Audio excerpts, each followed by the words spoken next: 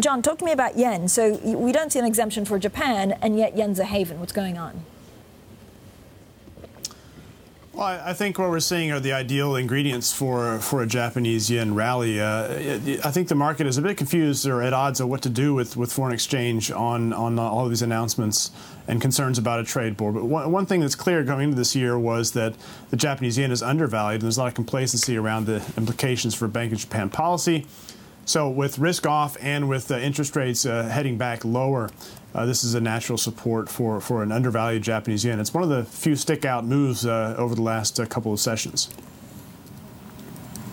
What comes next? So I had a couple of viewers writing in this morning, and I will pull up my chart, which is actually of the S&P 600 over in the U.S., and they say, look, once it touches the 200-day moving average, then actually it could go back up. Are you looking at technical levels, John, when it comes to currencies or not?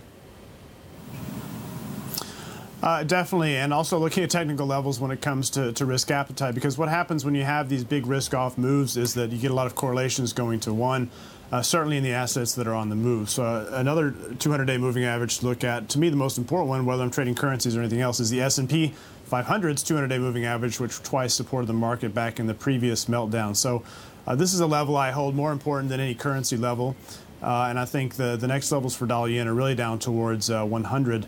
If this move continues and the general risk-off tone continues here on this. John, the second derivative. Let's talk about the second derivative. Central banks always get upset about the rate of change. Are we in danger of seeing some of these rates of change accelerate a little bit too quickly, and as a result of which maybe we start to see the intervention risk going up? I don't think so at these levels. Also, given what the topic is here, you know, currency manipulation indirectly via the whole protectionist trade war rubric, I think the Japanese side would be very slow to react and would really need to see a much larger move than we've seen thus far. I think we've seen such low volatility for so long.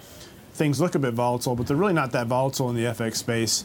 And I think it would take something a lot more considerable and acceleration-wise to see remarks from the authorities.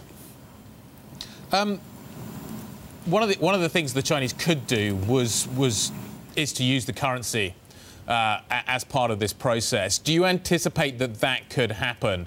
We've been talking about currency wars for as long as I remember. We're now getting very excited about trade wars. The currency story hasn't gone away, though. I really don't see that. To me, that's the sort of the nuclear option, the so-called nuclear option for China. And I think there are two ways that China is using its currency. It's for its domestic audience and abroad. And I think for whatever reason they've decided to keep it at a rather strong level.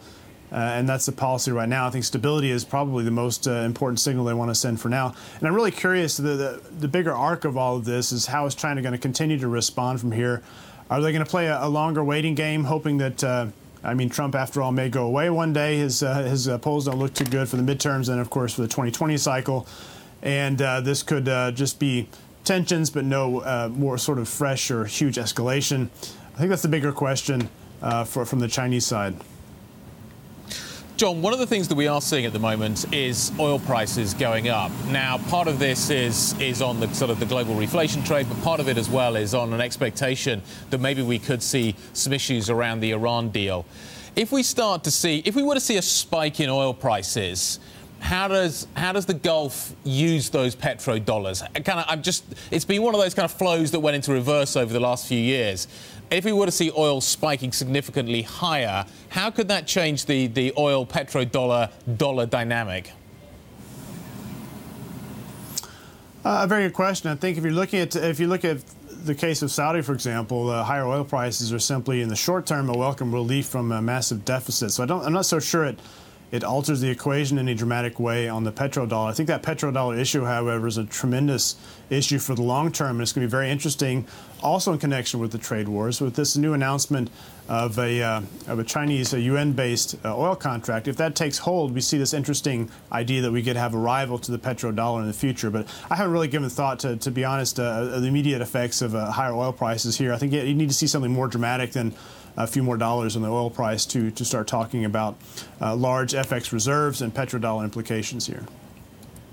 All right, John, what's your currency of choice here? Are you looking at euro dollar or dollar renminbi to kind of see how the tariffs play out?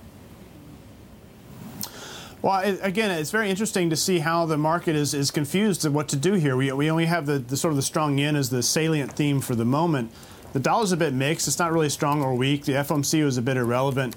So I'm curious to see the more sort of risk-correlated currencies. I'm surprised we haven't seen a bit more weakness feeding into emerging market currencies. So that's my next focus. If this pressure extends, we see more risk off. We see credit spreads, especially emerging market credit spreads, start to blow out. Does the market get a bit unsettled, and do we see some of these emerging market currencies on the move? A bit more than sort of the G3 currencies and the most liquid developed market currencies. That's one of my points of interest here in coming sessions.